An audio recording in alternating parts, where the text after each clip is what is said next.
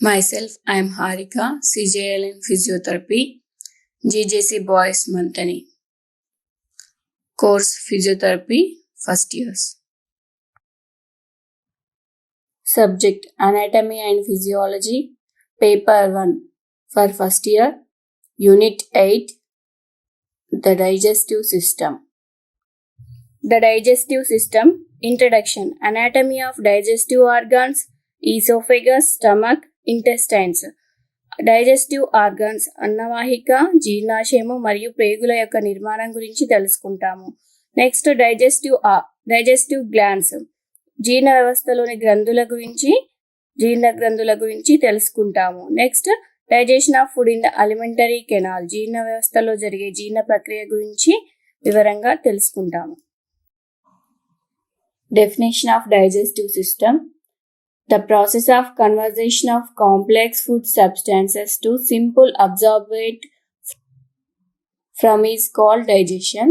This process is carried out by our digestive system by mechanical and biochemical methods.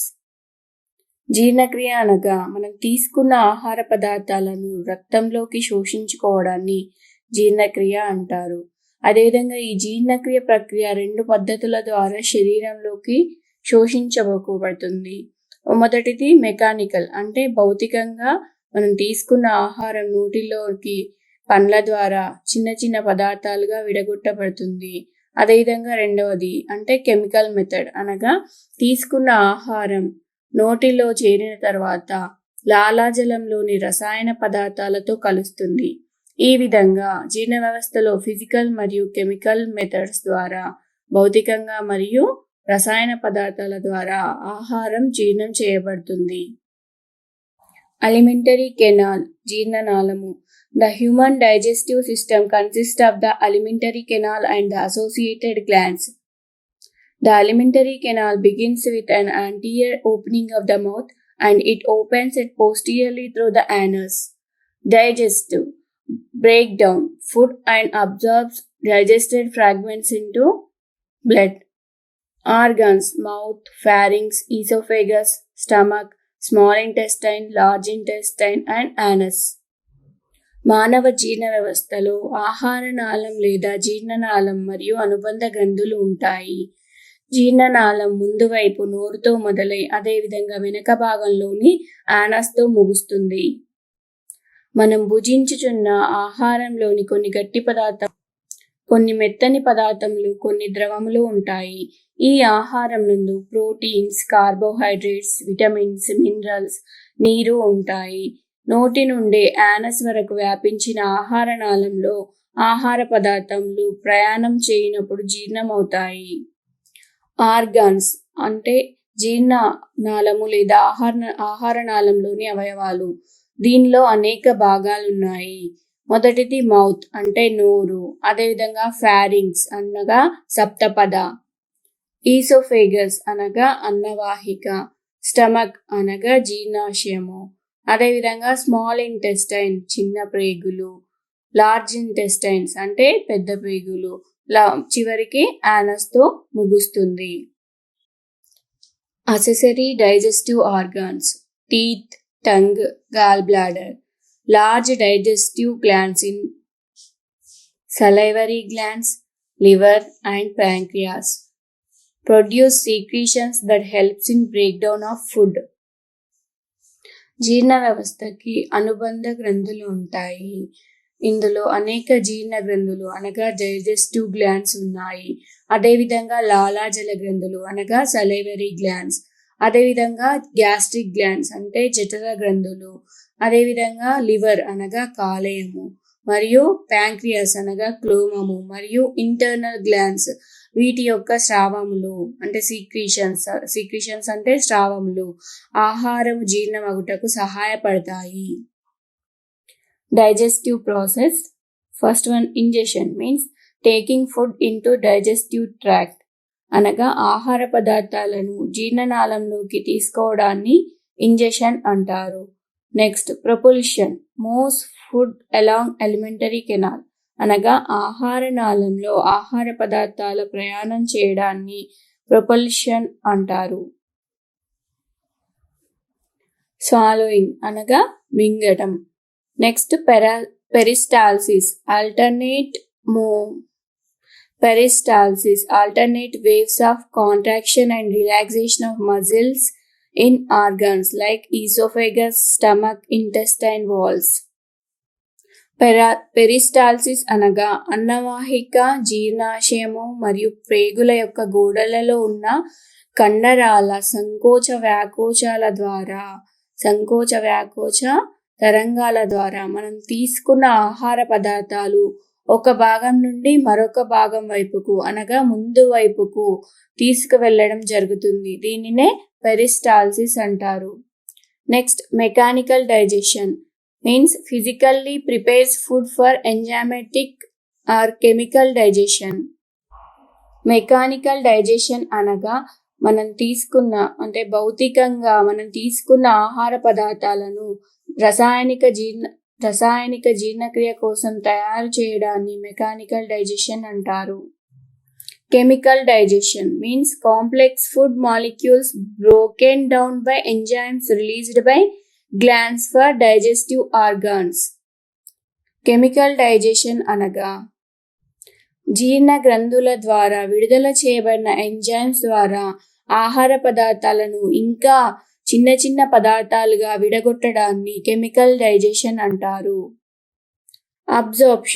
Absorption means passage of digested products from GI tract into blood or lymph. GI tract అంటే gastrointestinal track అంటే ఆహార నాళం లేదా జీర్ణనాళం. జీర్ణమైన పదార్థాలను జీర్ణనాళం నుండి రక్తంలోకి లేదా శోషరసంలోకి శోషించుకోవడాన్ని అబ్జార్ప్షన్ అంటారు. Last one defecation, elimination of indigestible substances in form of faeces. Defecation అంటే జీర్ణం కాని ఆహార పదార్థాలను లేదా వ్యర్థ పదార్థాలను జీర్ణనాళం నుండి యానస్ ద్వారా బయటకు పంపే ప్రక్రియను డెఫికేషన్ లేదా మల విసర్జన అంటారు. Blood supply. The splenic circulation. Splenic circulation includes arteries that branch off abdominal aorta and serve digestive organs, and hepatic portal circulation. Branches of abdominal aorta that serve digestive organs. First one, celiac trunk. Branches to stomach, spleen, and pancreas and liver. Next, superior mesenteric artery. Branches serve all regions of the small intestine and ascending and transverse colon. రక్త ప్రసరణ అనేది abdominal iota నుంచి స్ప్లానిక్ circulation జరుగుతుంది. ఇది జీర్ణ వ్యవస్థకు సంబంధించిన అవయవాలను మరియు కాలేయానికి రక్త సరఫరా చేస్తుంది. నెక్స్ట్, అబ్డామినల్ అయోటా యొక్క బ్రాంచెస్ లేదా శాఖలు. First one, coeliac trunk. Coeliac trunk యొక్క శాఖలు స్టమక్ అంటే జీర్ణాశయానికి, స్ప్లీన్ ప్లీహానికి, ప్యాంక్రియాస్ క్లోమానికి, లివర్ కాలేయానికి రక్త సరఫరా చేస్తుంది. అదేవిధంగా సుపీరియర్ మ్యాస్టిక్ ఆర్టరీ, వీటి యొక్క శాఖలు చిన్న పేగులకి, అసెండింగ్ అండ్ ట్రాన్స్వర్స్ కొలాన్కి రక్తాన్ని సరఫరా చేస్తుంది. Inferior mesenteric artery branches serves transverse descending and sigmoid colon and rectum. Next, hepatic portal vein receives blood from the splenic vein and superior mesenteric vein and carries blood to liver and for storage and processing of nutrients and detoxification of waste. Inferior mesenteric artery వీటి యొక్క శాఖలు transverse descending మరియు sigmoid colon మరియు rectum కి రక్తాన్ని సరఫరా చేస్తాయి. అదేవిధంగా hepatic portal vein splenic vein మరియు సుపీరియర్ మెసెంట్రిక్ వెయిన్ నుండి రక్తాన్ని తీసుకుంటుంది. అదేవిధంగా రక్తాన్ని కాలేయానికి చేరవేరుస్తుంది. Next, functional anatomy of digestive system. Digestive system consist of mouth, pharynx, esophagus, stomach, small intestine, large intestine, rectum, anus. Mouth and associated organs. Mouth, oral or buccal cavity. Anterior opening is oral orifice, continuous with oropharynx posteriorly. Epithelium of mouth, hard palate and tongue is slightly keratinized stratified. Squamous epithelium oral mucosa produces antimicrobial peptides called deficiency to prevent infections. నోరు ఇది ఒక cavity. ఆహార నాళమునకు మొదటిలో ఉంటుంది. ఇది 2 భాగాలుగా విభజింపబడి ఉంటుంది. వెలుపలి ఉన్న చిన్న భాగాన్ని వెస్టిబ్యూల్ అని, లోపల పెద్ద భాగాన్ని మౌత్ క్యావిటీ అంటారు. ముందు భాగంలో అల్వియోలార్ వంపు, పక్కల దంతాలు, చిగుళ్ళు ఉంటాయి. పై భాగంను పాలటిన్, అడుగు భాగంను ఫ్లోర్ అని అంటారు. హయాయి బోర్డ్ను ఆనుకొని నాలుక ఉంటుంది. నాలుక ఆహారమును దంతముల మధ్య తోయుటకు బాగుగా నమలబడిన ఆహారమును ఫ్యారింగ్స్లోకి తోయుటకు సహాయపడును. నోటి యందు ఆహారము సలైవరీ గ్లాండ్స్ నుండి స్రవించి లాలాజలంతో కలియును. లిప్స్ అండ్ చీక్స్ పెదవులు ఆర్బిక్యులారిస్ ఓరిస్ అనే కండరంతో నిర్మితమవుతాయి. అదేవిధంగా red margin reddish area visible externally, redness due to blood within blood vessels showing through poor keratinization. Labial frenulum median fold that joins lips to gums. Cheeks buccinator అనే కండరాల ద్వారా cheeks తయారు చేయబడతాయి.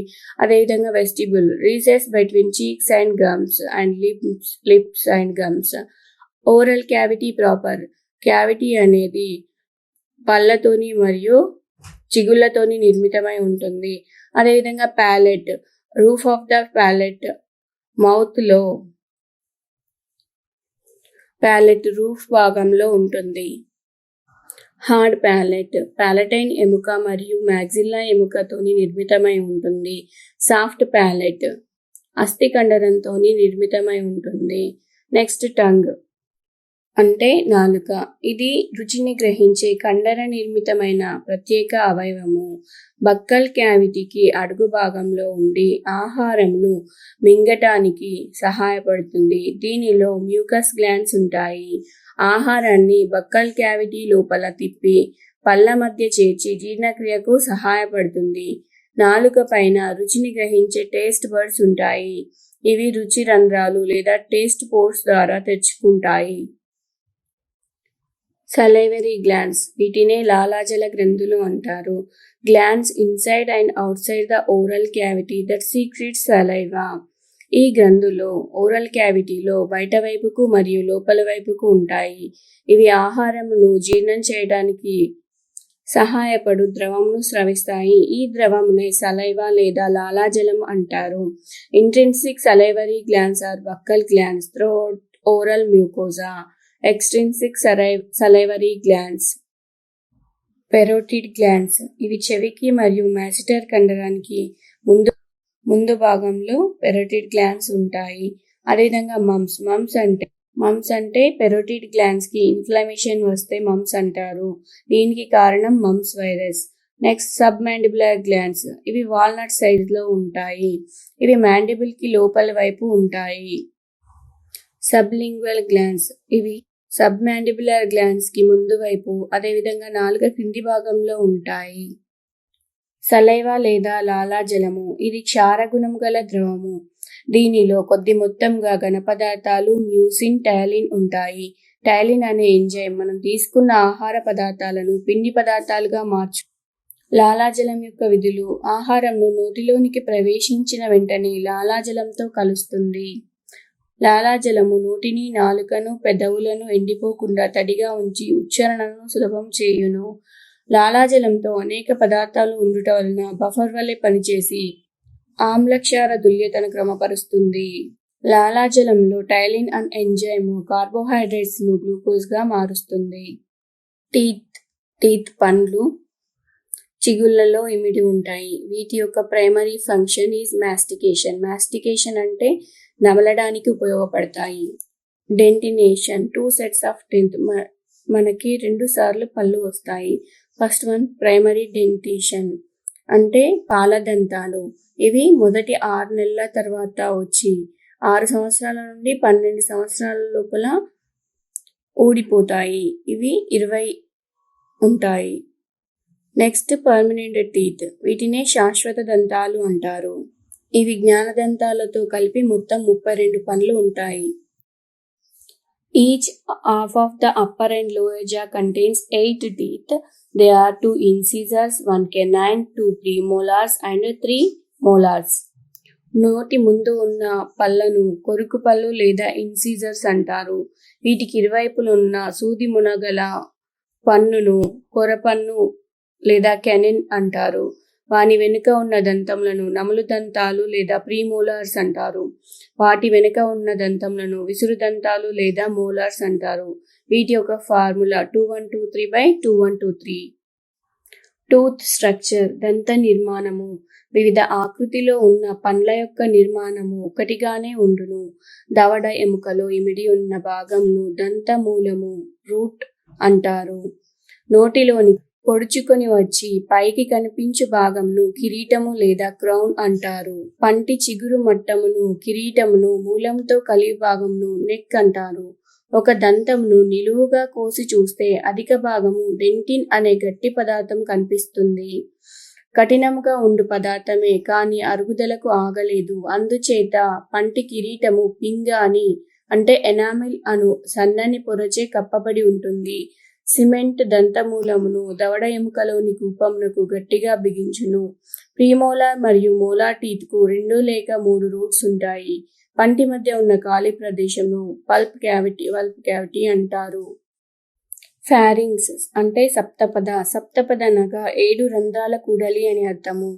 Nasal cavities 2, Eustachian tubes 2, bronchus 1, oesophagus 1, mouth cavity 1. సప్తపద అడుగు భాగంన ఉన్న బ్రోంకై అంటే శ్వాసనాళంలోకి ఆహారాన్ని పోనీకుండా నివారించుటకు దాని ముఖద్వారంన ఎపిగ్లాటిస్ కలదు. మిగిలిన నాళం పైవైపునకు ఉండుట చేత వానిలోనికి సాధారణముగా ఆహారం పోవుటకు వీలుండదు. మ్యూకస్ కూడా ఆహారంతో కలిసి ఉండుట వలన మింగుటకు తేలికగా ఉండును. ఈ ఫారింగ్స్ లేదా సప్తపద అనేది నోరుకు మరియు అన్నవాహికకు మధ్యలో ఉంటుంది. Pharynx consists of 3 parts: nasopharynx, oropharynx and laryngopharynx. Nasopharynx ఇది nasal cavityకి వెనక భాగంలో ఉంటుంది. Nasopharynx ఇది nasal cavityకి వెనక భాగంలో ఉంటుంది. Oropharynx నోటికి వెనక భాగంలో ఉంటుంది. నెక్స్ట్ laryngopharynx ఇది లారింగ్స్కి వెనక భాగంలో ఉంటుంది. ఈసోఫేగస్ లేదా అన్నవాహిక ఇది ఒక కండర నిర్మితమైన నాళము. దీని పొడవు 23 నుండి 25 సెంటీమీటర్లు ఉంటుంది. ఇది పైన ఫారింగ్స్ నుండి కింది వైపు జీర్ణకోశం వరకు వ్యాపించి ఉంటుంది.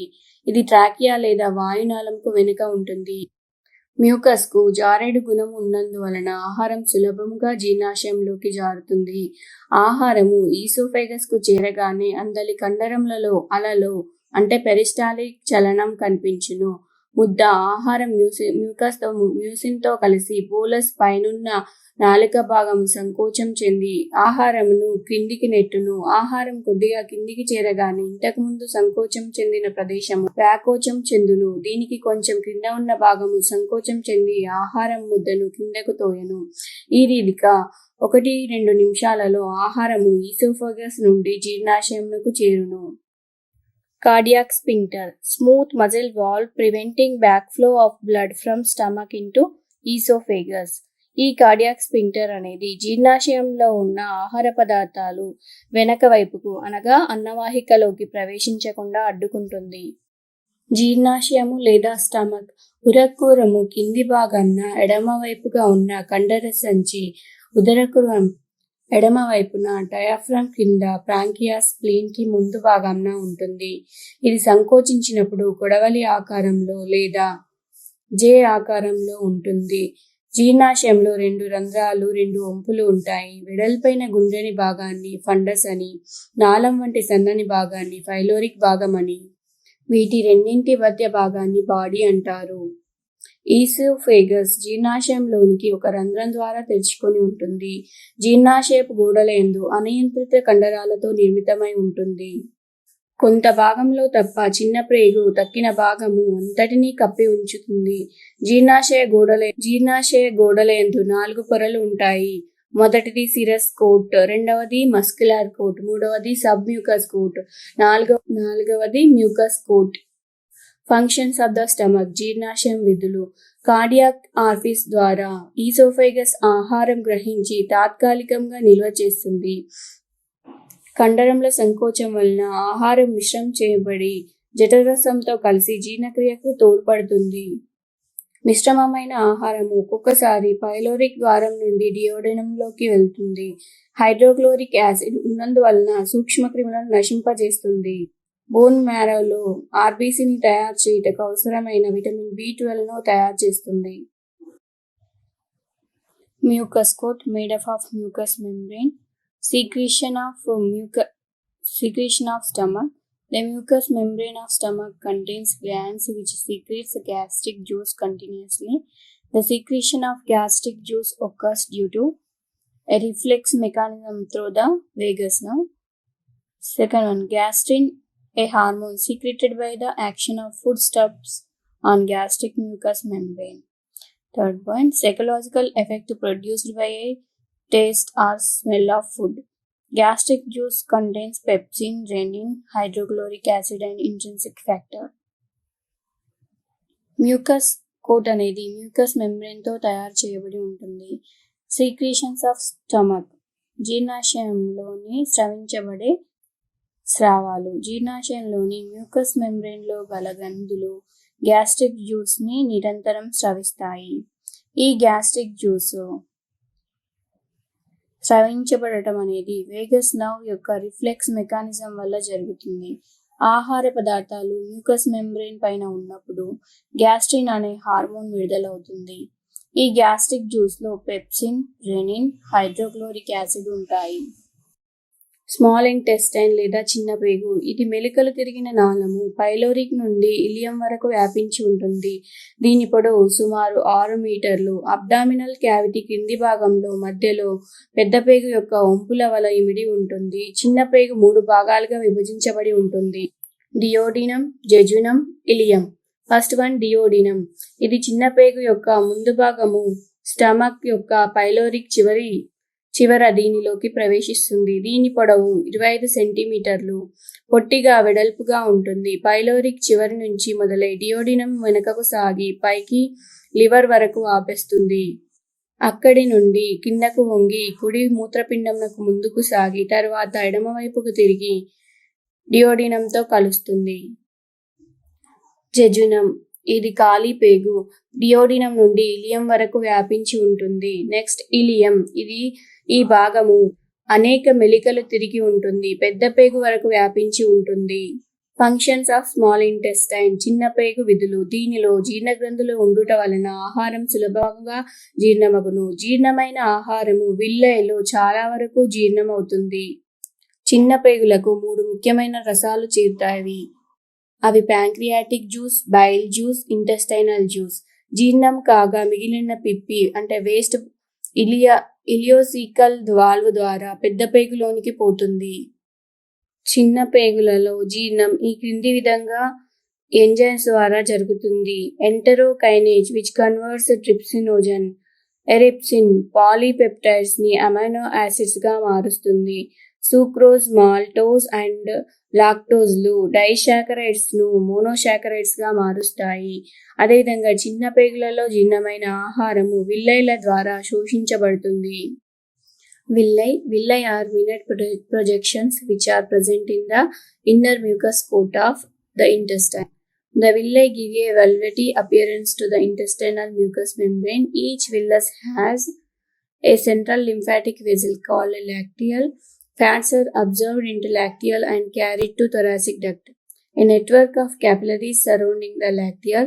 Digested products of carbohydrates and proteins are absorbed into the capillaries. They are carried to liver by portal vein, lymphoid tissue which holds together the lacteal and capillaries. చిన్న పేగులలో గోడలలోని మ్యూకస్ మెంబ్రెయిన్ లోపల విల్లై అనే చిన్న చిన్న కొనల వంటి నిర్మాణాలు ఉంటాయి. ప్రతి విల్లైలో సెంట్రల్ లింఫాటిక్ వెజిల్ ఉంటుంది. దీనిని లాక్టియల్ అంటారు. కొవ్వు పదార్థాలు ఈ లాక్టియల్ ద్వారా శోషించుకోబడి థొరాసిక్ డక్ట్ ద్వారా తీసుకువెళ్ళబడతాయి. ఈ లాక్టియల్ చుట్టూ క్యాపిలరీస్ ఉంటాయి. ఈ క్యాపిలరీస్ ద్వారా జీర్ణం కాబడిన పిండి పదార్థాలు మరియు ప్రోటీన్లు శోషించబడతాయి. ఈ విధంగా శోషించబడిన పదార్థాలు పోర్టల్ వెయిన్ ద్వారా కాలేయానికి చేరవేస్తాయి. అదేవిధంగా లింఫాయిడ్ కణజాలము లాక్టియల్స్ ని మరియు క్యాపిలరీస్ ని కలిపి ఉంచుతుంది.